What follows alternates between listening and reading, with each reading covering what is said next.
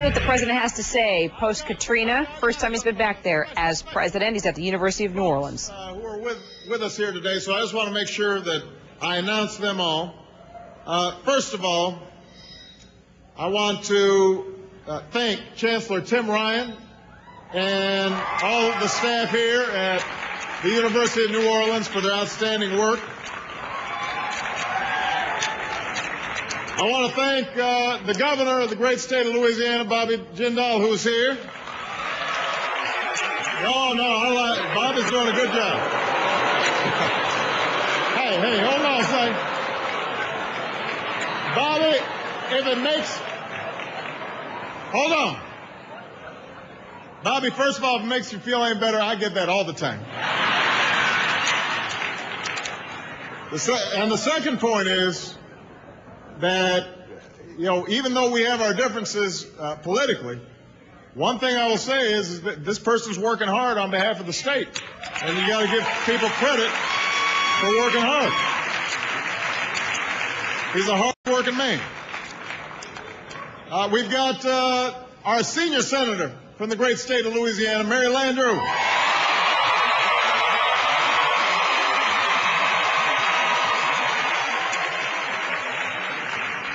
We've got our lieutenant governor. I don't know if he's related. His name's Mitch Landrieu.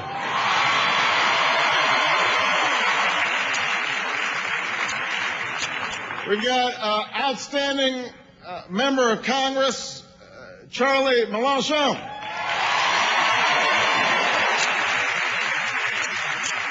And we've got our newest member of the Louisiana delegation, Joe Cow, from this district, with his beautiful daughter. Joe, what's your daughter's name? Huh? Betsy? She is adorable. Hey, Sophia, how you doing? Yeah, those are some cute kids. They look like Mom. That's Mom right there. There you go. Well, she's gorgeous, like your daughters. I'm big on daughters. We've got the mayor of New Orleans, Ray Nagin's in the house.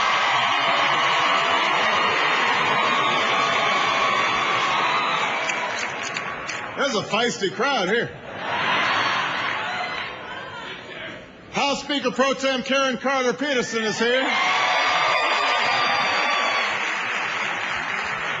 Senate President Joel Chasson is here. And we've got just some wonderful members of my cabinet who have been down here nonstop, trying to make sure the federal government is a good partner on the recovery process. Secretary Janet Napolitano of the Department of Homeland Security. Secretary Shoneman of HUD. Secretary Arnie Duncan of Education. Arnie was supposed to be sitting right here. I don't know where he is. He was right behind me. Chairwoman of the White House Council on Environmental Quality, which is very important in terms of restoring wetlands, Nancy Sutley is right here.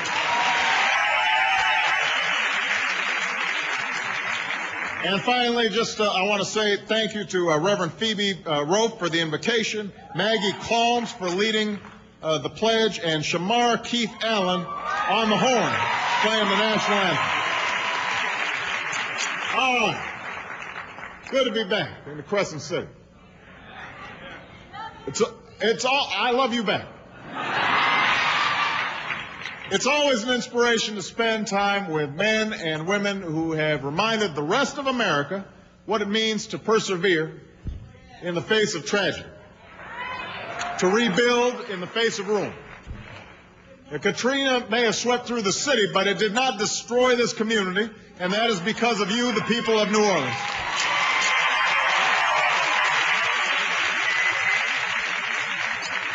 It has now been just over 4 years since that terrible storm struck your shores.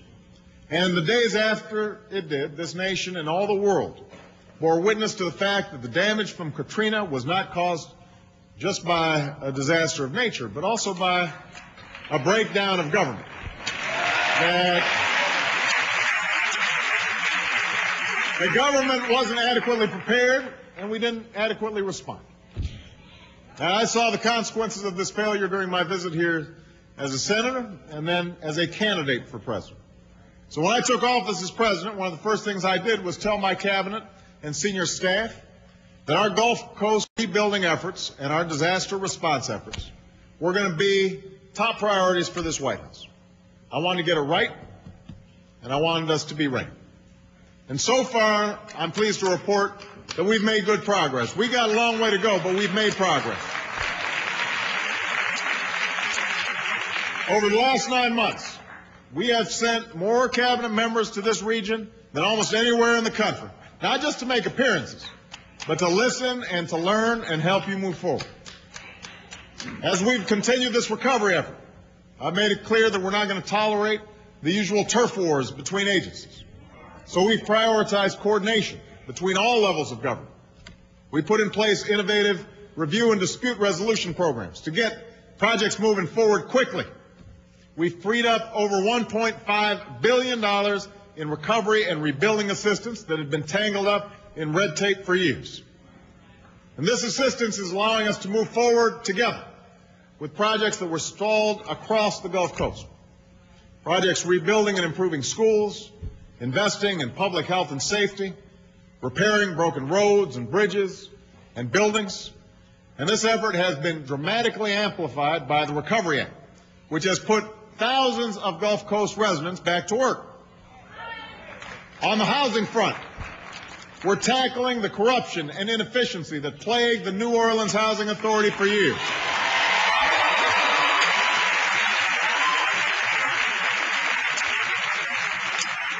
We've also been able to dramatically cut the number of people who are still in emergency housing.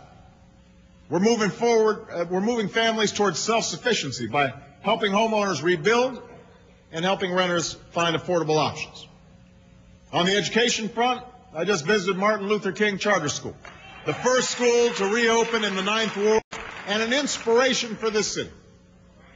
We've also worked to be a better partner and free up funding that has allowed places like this university right here, the University of New Orleans,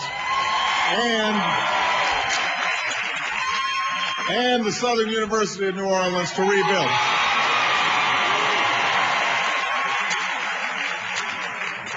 We're looking for ways to be more flexible so New Orleans can build the school system it deserves.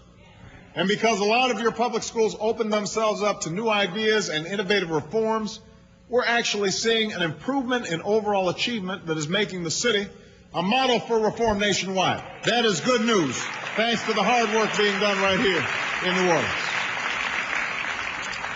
When it comes to health care, we've invested in supporting health centers and in recruiting more primary care providers and nurses and other medical professionals to fill the shortage left by Katrina. We remain committed to building a new VA medical center in downtown New Orleans so we can better serve and care for our veterans. And to help fight crime, we're helping to hire cops and rebuild jails. So that's what we're doing in terms of rebuilding and recovery. But we're also focusing on preparedness and response so that history does not repeat itself. We are committed to making sure that a disaster like Katrina does not happen again. And that means, in Washington, a focus on competence and accountability. And I'm proud that my FEMA director, Craig Fugate, has 25 years of experience in disaster management in Florida, a state that's known its share of hurricanes. And I think Republicans and Democrats will testify to his skill and experience. We have put together a group led by Sean Donovan and Janet Napolitano to study disaster recovery across the country to figure out how to do it better. Across the country, we're improving coordination among different agencies. We're modernizing our emergency communications. We're helping families plan for crisis. And here on the Gulf Coast, we're working to make sure this region is protected in the event of a 100-year storm. We've already seen 220 miles worth of levees and flood walls repaired, and we are working to strengthen the wetlands and barrier islands that are the first line of defense for the Gulf Coast.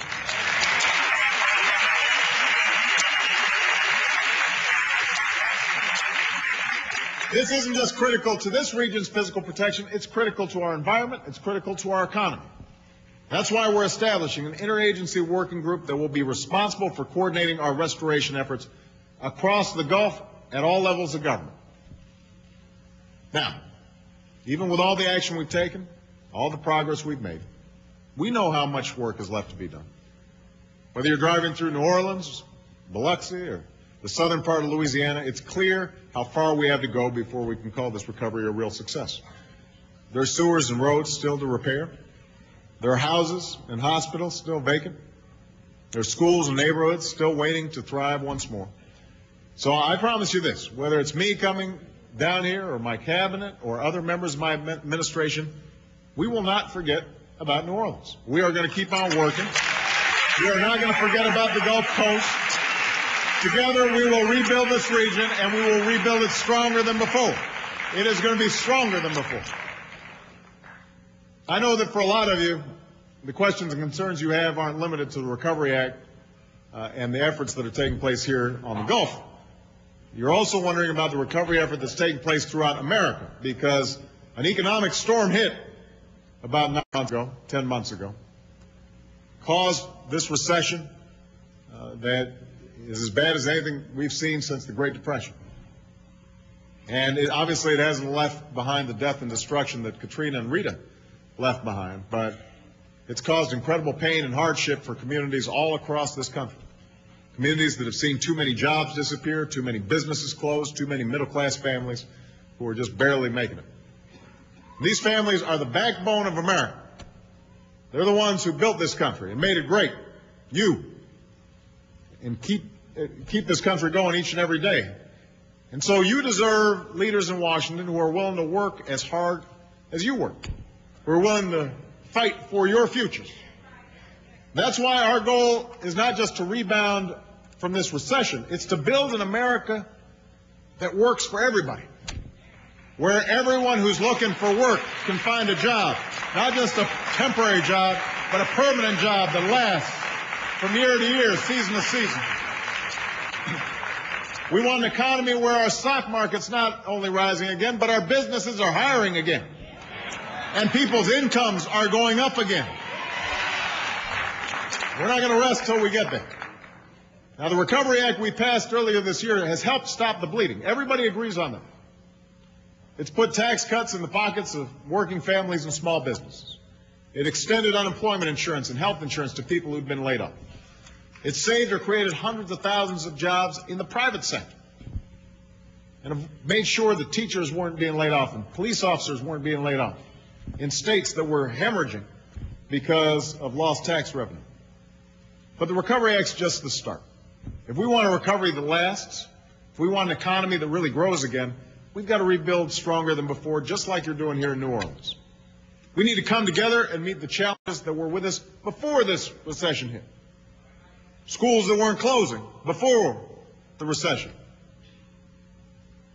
That means building a clean energy economy that can lead to millions of new jobs and new industries.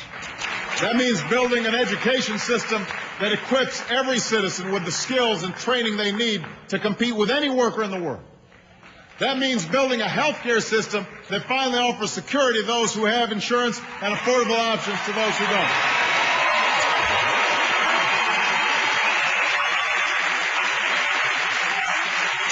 And let me say,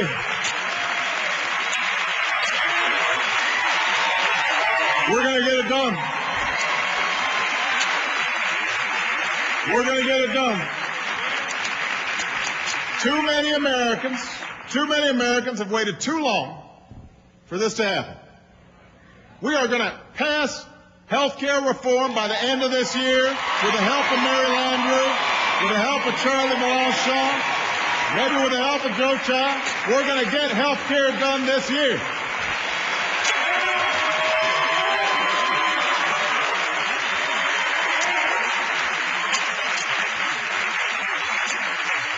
Now, just in case any of you were wondering, I never thought any of this was going to be easy. You know, I listen to sometimes these reporters on the news. Well, why haven't you solved world hunger yet? Why Why is everybody done? It's been 9 months. Why, well, why isn't there? I never said it was going to be easy. What did I say during the campaign? I said change is hard. And big change is harder. And the last 9 months, you know I wasn't kidding. I wasn't kidding about it being hard, but you notice I wasn't kidding. I don't quit. We get this stuff done. We keep on going until we get it done. I don't quit. You know, let me tell you.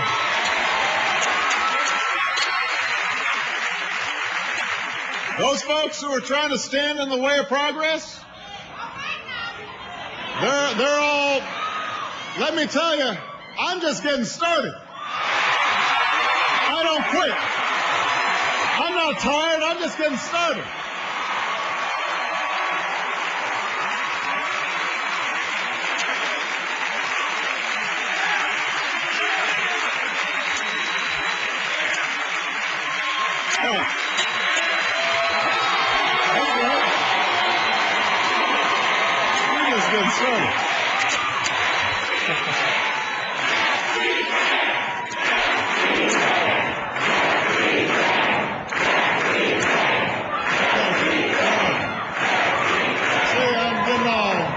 Get me fired up.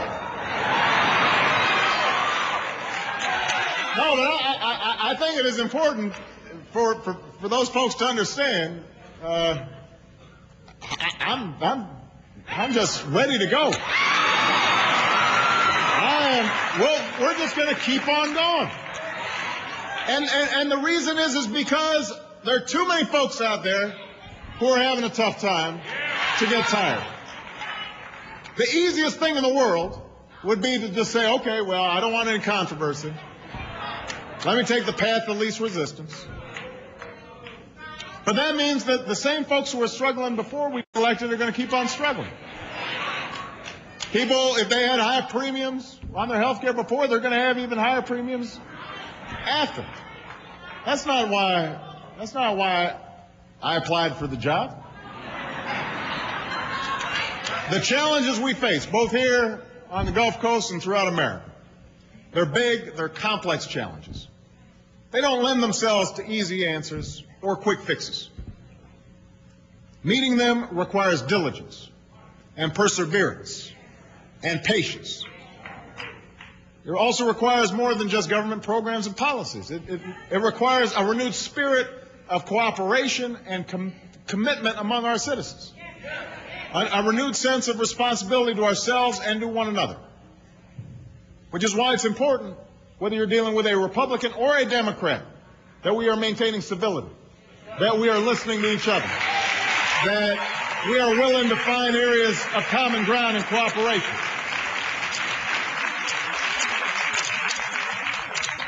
It's the same spirit that took hold of this city and this region in the days after Katrina. The spirit that sustained you to this day. You didn't get tired. As hard as it was, you're still out there, still working hard, still rebuilding, still committed to your city. I've talked a lot today about what steps we've taken at the federal level to help the Gulf Coast recover and rebuild, but the true story of this is this community's unbending resilience. That doesn't start in Washington. It starts right here in the reborn neighborhoods of the New Orleans. Begins with the men and women who waded into deep water, or climbed onto rooftops and risked their own lives to save people they'd never met before.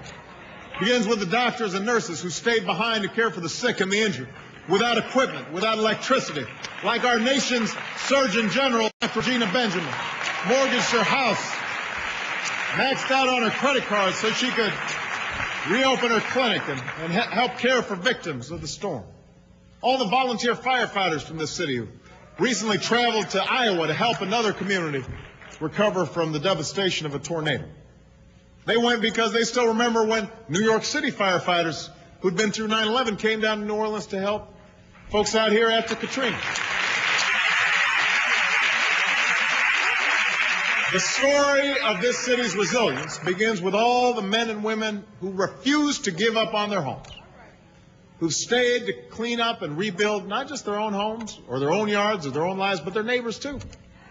Here at the University of New Orleans and at other colleges and universities in this city, this year's graduating class will be the first class that chose to apply to a New Orleans school after Katrina. Think about that. They knew what had happened here. They knew how much work was still left to be done, but they chose to come anyway. They wanted to be here. Of all the signs of progress I've mentioned today, that's the most powerful. The idea that there's still people coming to this city, especially young people, who are committed to its future, who are ready and willing to withstand what storms may come, eager to rebuild something better in place of what was. That's the kind of commitment and determination we need at this moment, not just here in New Orleans, but all across America. And if we can harness that spirit, I have no doubt that we will succeed in meeting our greatest challenges. And I'm grateful to all of you, because I know that you are here because you believe in the possibilities of remaking America to become what it can be. Thank you very much, everybody. Appreciate you. Thank you.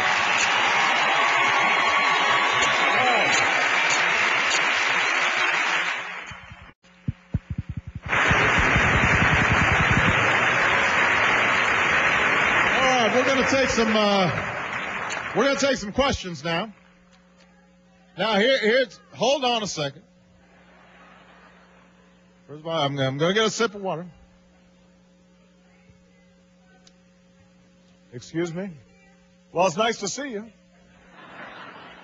All right. Everybody can sit back down. We're going to take some questions. Now, here's what we're going to do, is we're going to just... whoever has a question, raise their hand. I'm not going to be able to get to every single person. I'm going to go girl, boy, so y'all don't, so nobody gets mad at me. And if there are people with microphones in the audience, so when I call on you, if you can wait until you get the microphone and introduce yourself so that we know who you are. All right? I'll start with that gentleman in the right there. Reverend, good to see you. You look good today. Thank you, sir. You bet. I'm Reverend Smith from Rayville, Louisiana. And Mr. President, my question is that we have a 30% dropout rate in the United States. And in my community, what we feel like in our community, we don't knock private schools, we don't knock other schools, but in our community, we took our dropout rate from a 13% to a 0.8, and we have a 97% attendance rate. That's excellent. We don't have any gangs in our schools, and our graduation rate went up from a 64% this year to a 73.5. And that's a concern to me in the United States, that we are losing so many young men, not only Afro-American men, but all men. And my question to you is that I know that my Secretary of State, and I support you and him, we should not look at just different schools, but we should look at all of our children in all of our schools and target that, because no one school does not have all problems. We have problems. Well, look, there's a reason why I went to visit Martin Luther King Charter School. Because, as I said before, a good news story about New Orleans. Let's face it, the schools weren't working for the children in New Orleans before the storm. And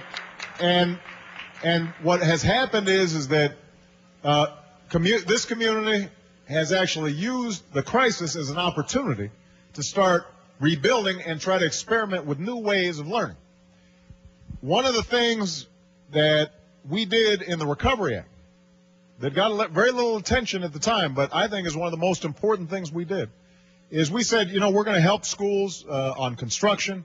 We're going to put money into the state so that, the governor doesn't have to lay off, or, the local school districts don't have as big of a problem in terms of their budgets. But what we also did was we set up something called Race to the Top. And what Race to the Top said is we're going to set aside $5 billion that states can compete for But here's the deal. In order to compete for it, you've got to make sure that you're showing us how are you reducing the dropout rate and improving performance in low-performing schools. How are you improving teacher quality and really emphasizing teachers? Because that's the most important thing in a school is teachers. And are we giving them the support and the training that they need? How are you keeping effective data so that we know what's going on in these schools and kids aren't falling through the cracks? So there are a whole series of things that we are initiating to try to be a good partner with states and local school districts to raise our expectations, but also give them the tools. I mean, one of the problems with No Child Left Behind was that it had a bunch of tests and had, I think, legitimately high expectations, but it didn't always follow through with the tools that schools needed in order to actually achieve these goals that had been set. So we want to provide those resources. Now, Reverend, I think you'll agree with me when I say that I can work hard, states can work hard, city can work hard, every government official can work hard to try to improve our schools, but if our parents don't insist on excellence from their children, we won't succeed. So that's why, when I visited the school today, I had beautiful kids. I mean, they were just charming and smart, and they're sitting there and introducing themselves and describing all their projects, and they were very proud of their school. You could tell that the adults had invested in making sure that they understood they were important, they were special, but we also had high expectations of them. They were sitting still. They were, yes, sir, yes, ma'am. Just that home training makes a big difference. Now, not every child is going to get the support they need at home, let's face it. But all of us, in one way or another, in our communities, can be supportive of our children, helpful in making sure that they've got... All right, we're going to step away from the president for